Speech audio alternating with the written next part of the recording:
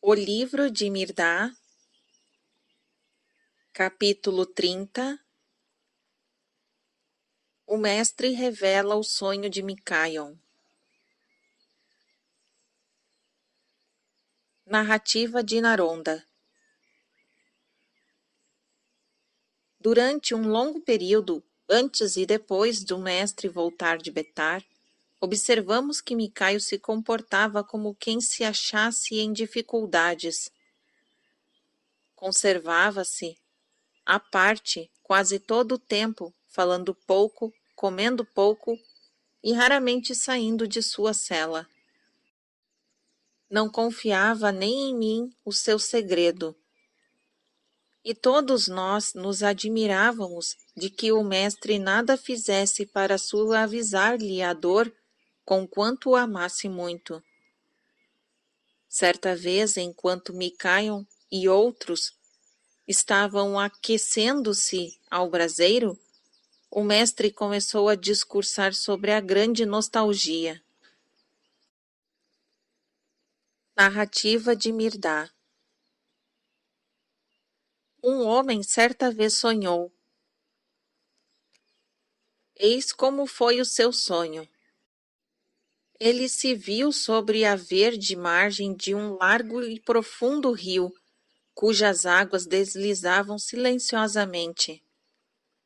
Na margem havia uma multidão de homens, mulheres e crianças de todas as idades e idiomas. Todos eles tinham rodas de vários tamanhos e cores que rodavam incessantemente para cima e para baixo pela margem.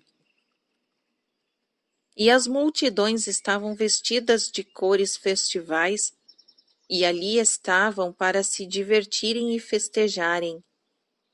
O ruído alegre que fazia enchia o ar, como se fosse um mar incansável. Subiam e desciam, iam e voltavam. Somente ele não estava vestido para a festa, pois nada sabia de festa alguma. E só ele não tinha roda alguma para rodar. E por mais que apurasse os seus ouvidos, não conseguia entender uma só palavra do que dizia a multidão poliglota, que falava algo semelhante ao seu próprio dialeto. E por mais que alongasse a vista, não conseguia encontrar um único rosto que lhe fosse familiar. E além disto, a multidão, à medida que se acercava dele, lançava-lhe olhares significativos, como se estivesse a dizer: quem é este indivíduo cômico? Subitamente, porém, ele compreendeu que a festa não era dele e que era a ela inteiramente estranho. Sentiu uma dor no coração. Eis o que ouviu um grande ruído que vinha da extremidade superior da margem, e logo viu que a multidão se ajoelhava, cobria os olhos e as mãos e curvava-se a cabeça, abrindo alas e deixando no centro uma faixa estreita desimpedida e paralela ao rio. Só ele ficou de pé no meio desta faixa, sem saber para que lado voltar-se. Quando olhou para ver de onde vinha o tremendo ruído que fazia, divisou um enorme touro que, cuspindo fogo pela boca e pelas ventas, corria pela faixa com a velocidade de um raio. Aterrorizado, olhou para a fera enlouquecida e procurou uma saída à esquerda e à direita, porém não conseguiu encontrá-la. Sentia-se preso ao solo e estava certo de não sobreviver. Justamente no momento em que o touro chegava tão perto do homem, que este já lhe sentia devorador e o fumo asfixiante, sentiu-se elevado no ar. O touro permanecia em terra por debaixo dele, atirando para cima mais fogo e fumo. Mas ele se elevava cada vez mais, e embora sentisse o calor do fogo e o fumo, começou a compreender que o touro já não lhe podia fazer mal algum e a confiar em que de fato não faria. E voltou-se para atravessar o rio, olhando para a verde margem, viu o povo ainda ajoelhado como antes, e o touro atirando flechas, em vez de fogo e fumaça. Ouvia o sibilar das flechas e passavam por perto dele algumas, furavam-lhe as roupas, mas nenhuma delas lhe tocou a carne. Finalmente o touro, a multidão e o rio se perderam de vista e o homem continuou voando. Passou voando sobre uma gleba de terra ressecada na qual não havia o menor sinal de vida.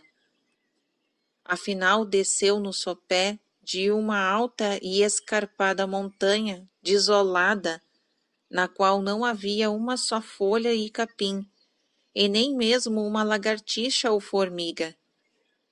E sentiu-se como se o seu único rumo fosse a montanha acima. Por muito tempo procurou um caminho seguro para subir, mas a única via de acesso que encontrava era uma trilha, em que mal se podia ver e pela qual parece que só as cabras poderiam subir. Decidiu-se a seguir a essa trilha. Mal tinha ele caminhado uma vintena de jardas e percebeu, não longe, à esquerda, uma estrada larga e macia. Tão logo parou e se dispôs a abandonar a trilha, a estrada, e se transformou num rio humano. A metade dos entes humanos que o compunham subia com grande esforço, enquanto que a outra metade rolava pela encosta abaixo. Um número imenso de homens e mulheres lutava para subir e rolava para baixo. As cambalhotas, soltando gemidos e gritos, e cortavam o coração. O homem observou por algum tempo aquele pavoroso fenômeno e chegou à conclusão de que, em algum ponto daquela montanha, existia um enorme hospício e que aqueles que vinham rolando eram alguns dos internos que haviam fugido. E continuou pela trilha, caindo e levantando-se de novo, e quando em quando, mas sempre progredindo rumo ao alto. A uma certa altura, o rio humano secou, e o seu leito desapareceu por completo. Mais uma vez o homem se encontrava só com a montanha, e não mais havia um dedo estendido que ele lhe apontasse o caminho, ou voz alguma que a estimulasse a sua coragem, que sentia enfraquecer, ou que reanimasse as suas forças, que se estavam esvaindo, a não ser uma vaga fé de que seu caminho apontava para o alto. E lá ia ele, vagarosamente, traçando com sangue a sua vereda. Depois de muito esforço, por caminho áspero e duro, chegou a um ponto em que a terra era macia e não havia pedras. Para sua indescritível alegria, viu alguns delicados tufos de capim crescendo aqui e ali, e a grama era tão delicada, tão tenra, o solo tão aveludado, o ar tão perfumado e repousante, que se sentiu como se lhe houvessem roubado a última gota de energia. Relaxou-se os músculos e caiu a dormir. Foi despertado pela mão de alguém que o tocava e por uma voz que lhe dizia: Levanta-te, o pico da montanha está à vista, e a primavera aguarda-te lá em cima. A mão e a voz eram de uma belíssima donzela, um ser paradisíaco, vestindo roupa de ofuscante brancura. Amavelmente o tomou pela mão e ele sentiu-se revigorado e invadido por um extraordinário bem-estar. Realmente pode ver o alto da montanha e sentir o aroma da primavera. Mal, porém, se pôs de pé para dar o primeiro passo e despertou do sonho. Que faria Micaion se despertasse de um sonho como esse e se encontrasse deitado em uma cama comum, encerrado entre quatro paredes comuns, porém com a imagem da donzela ainda a lhe brilhar nos olhos e sentindo ainda no coração a fragante resplandecência do alto da montanha? Micaion, como quem foi espicaçado, fala: mas esse sonhador sou eu, e esse sonho foi o sonho que eu tive. Inclusive a visão da donzela de branco e do alto da montanha. Isso me vem perseguindo até hoje e não me dá sossego. Faz com que eu me sinta estranho a mim mesmo. Por causa disso, Micaion já não conhece mais Micaion. No entanto, tive esse sonho logo depois que fostes levado para Betar. Como podeis vir relatá-lo com todos os seus pormenores? Que espécie de homem sois, que até os sonhos dos homens são para vós um livro aberto? Ah, que liberdade havia no pico daquela montanha! E como era linda aquela donzela! Como tudo aqui é vulgar e em comparação. Senti-me como se tivesse perdido minha própria alma devido ao sonho. E somente no dia em que vos vi, voltando de Betar, senti que me voltava a alma e me senti calmo e forte. Mas esta sensação tornou a abandonar-me e tornei a ser separado de mim mesmo por um incrível cordão. Salvai-me, ó grande companheiro. Estou me consumindo por causa de uma visão.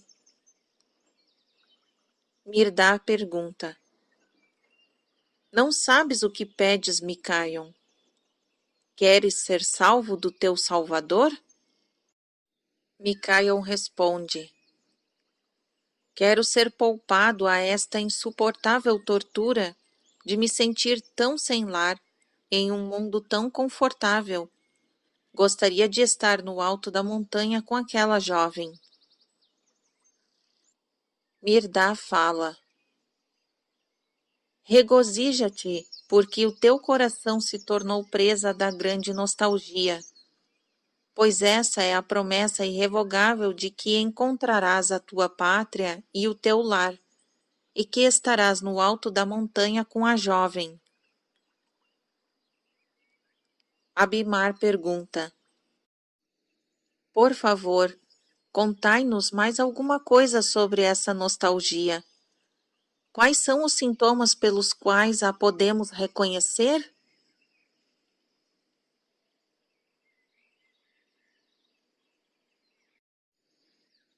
Fim do capítulo 30.